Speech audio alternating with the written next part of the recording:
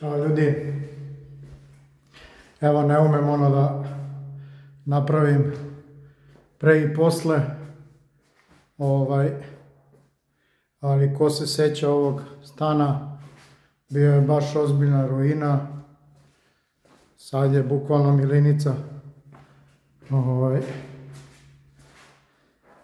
U njemu tamo je bio onaj Siporex mrežica lepak, stolarija, ne znam se sećate, ova vrata, ovo troje vrata su bila brama.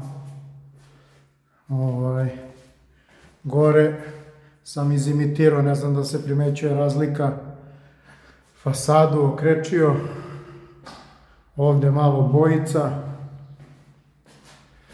stolarija, terase su bile možda i najgore, urnebes, sada je već to